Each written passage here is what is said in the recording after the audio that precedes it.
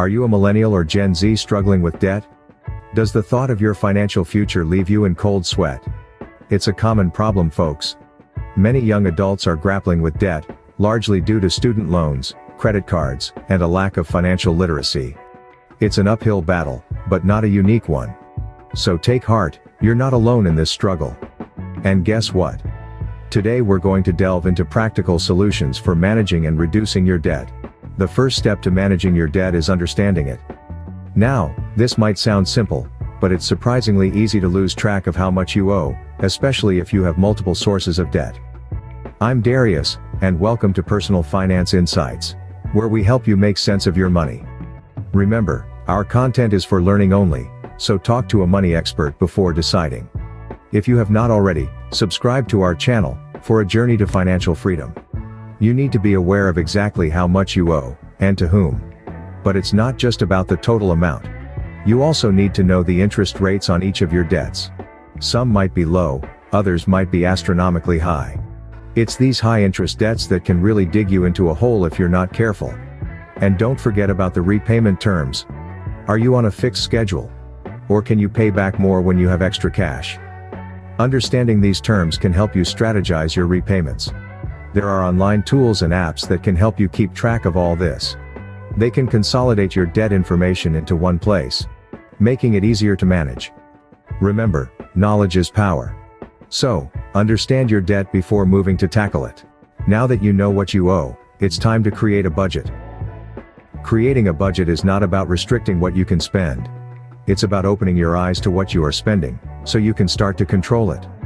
A budget is a financial plan that helps you manage your money. It's a way to keep track of your income and expenses, and it's an important tool in managing debt. So, how do you create a budget? The first step is to list all your sources of income.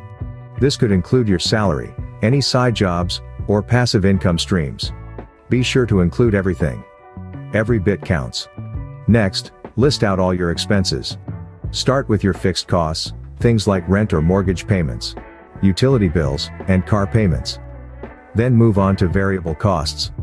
Things you have some control over, like groceries, dining out, and entertainment. Don't forget the small stuff too. Those daily coffee runs or online purchases can add up quickly. Once you have all your income and expenses listed out, it's time to analyze. Are you spending more than you're earning? If so, it's time to make some changes. Look for areas where you can cut back. Can you pack a lunch instead of eating out? Maybe you can carpool to save on gas. Remember, every little bit helps. Prioritize your needs over your wants. This can be tough, but it's necessary. Your needs are the things you must have to survive, like food and shelter. Your wants are the things you would like to have, but can live without. It's okay to treat yourself occasionally, but not at the expense of your financial health. Consider using a budgeting app. There are many great ones out there that can help you track your spending, set limits, and even save for future goals. They can make the process of budgeting more convenient and efficient. Remember, the goal of a budget is not to limit your freedom but to enhance it. By understanding where your money goes, you can make informed decisions and start to take control of your financial future. A well-planned budget is your roadmap to financial freedom. Now, let's talk about strategies to reduce your debt. We've all heard the saying, Rome wasn't built in a day. And the same applies to reducing debt. It's a process, and it begins with a plan. The first strategy we're discussing today is the snowball method. Imagine a small snowball rolling down a hill, gradually getting larger as it picks up more snow. That's essentially how this method works. Start by focusing on your smallest debt. Pay it off as quickly as you can, while still making minimum payments on your other debts. Once the smallest debt is cleared, take the money you were using to pay it off and start tackling the next smallest debt. It's all about momentum. The second strategy is the avalanche method. Picture a snow-capped mountain. An avalanche starts at the peak, with the largest mass of snow, and cascades down, picking up speed. This method involves paying off your debts with the highest interest rate as first, while still making minimum payments on your other debts. The idea is to stop the most costly debt from accruing interest, saving you money in the long run. You could also use a combination of both methods.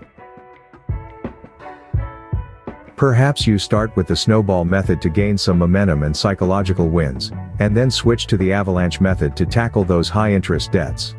But strategies to reduce debt don't just revolve around how you pay off your debts. They also involve finding ways to increase your income.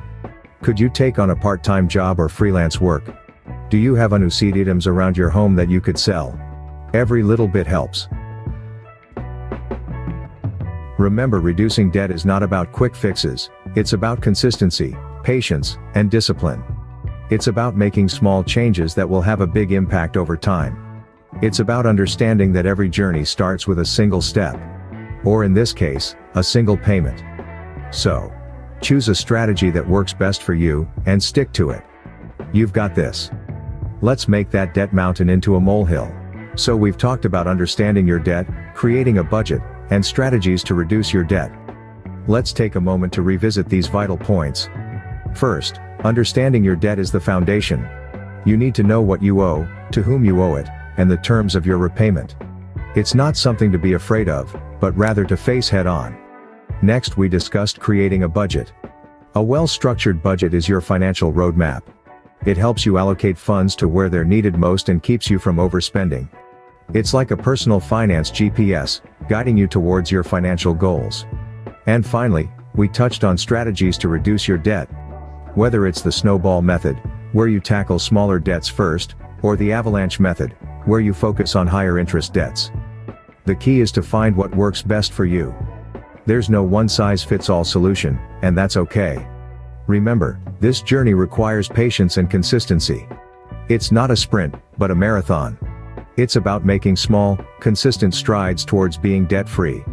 It might take longer than you want, but every step you take brings you closer to your goal of financial freedom. Remember, it's not about how fast you become debt-free, but rather that you're making progress. So, keep going, and before you know it, you'll be on your way to financial freedom. Don't forget to subscribe for more financial insights. Thank you for watching, and until next time, keep striving for financial freedom.